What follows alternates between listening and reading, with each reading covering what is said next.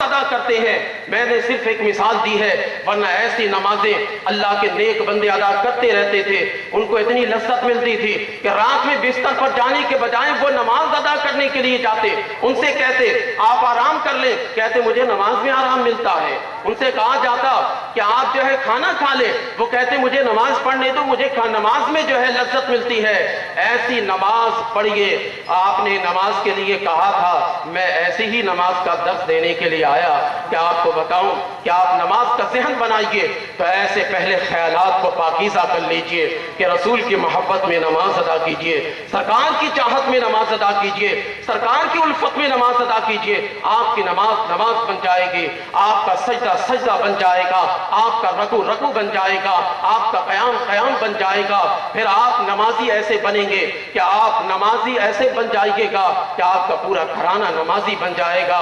اس طرح سے آپ کو نماز میں لذت ملے گی. تو ایسی نماز آپ پڑھیے، نماز سے آپ جان نہ چھوڑایا کریں، نماز کو ادا کیا کریں. یہ واقعی المیہ ہے کہ اہل سنت والجماعت کے ہمارے نوجوان نمازوں کی طرف بہت کم جاتے ہیں. ہمیں چاہیے کہ ہم میلاد مصطفیٰ صلی اللہ علیہ وسلم کا جب درس لیتے ہیں تو ہمیں نماز بھی ادا کرنی چاہیے، پابندی وقت سے ادا کرنی چاہیے. میں آپ سے زبان سے وعدہ نہیں کراؤں گا، اس لیے کہ میں یہ وعدہ احتیاط کی وجہ سے نہیں کراتا کہ آپ جوش میں آ کر ابھی مجھ سے زبان سے وعدہ کیجئے گا، اتنے لوگ گواہ بن جائیں گے. اللہ کی رحمت کے فرشتے جو اس محفل پاک میں آئے ہوئے ہیں وہ گواہ بن جائیں گے. اور کل اگر آپ نے نماز نہیں پڑھی تو کتنے بڑے گناہگار ہوں گے؟ 2 گناہگار ہوں گے. ایک ترک نماز پر گناہ ہوگا اور ایک ترک وعدہ پر گناہ ہوگا.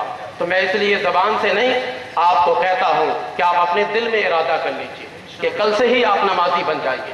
نماز کا درس ہم دیتے رہتے ہیں، نماز کے بارے میں بتاتے رہتے ہیں، لیکن نماز ایسی نماز ہونی چاہیے.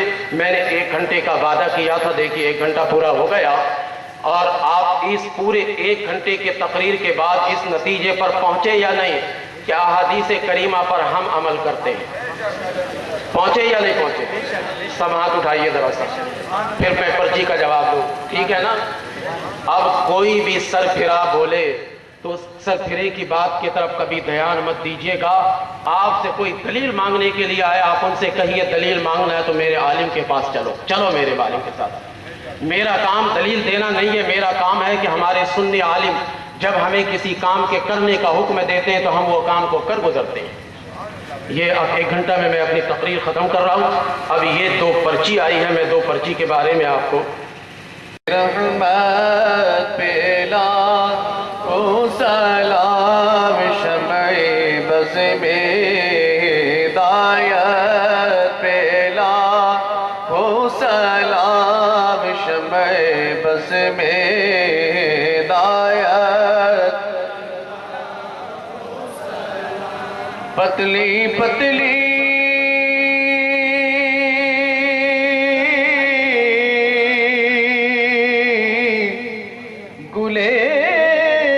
قدس کی پتیاں، پتلی پتلی گلے قدس کی پتیاں، ان لبوں کی نزاکت پہ لاکھوں سلام مصطفیٰ جان رحمت پہ لاکھوں سلام شمع بز میں ہدایت. ہاتھ جس سمت اٹھایا غنی کر دیا،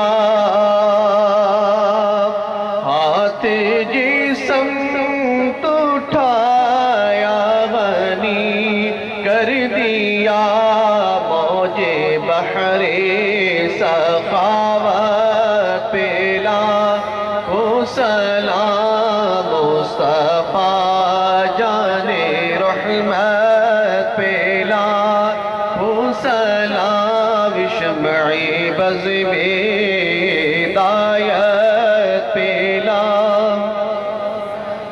کاش محشر میں جب ان کی آمد ہو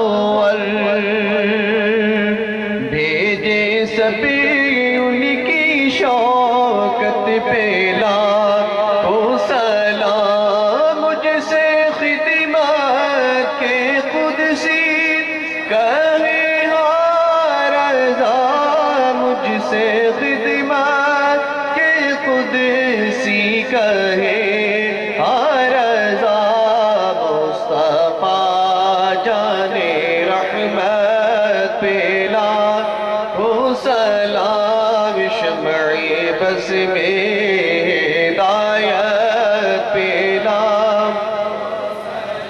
السلام سبز گنبد کے مکین السلام یا رحمت للعالمین یا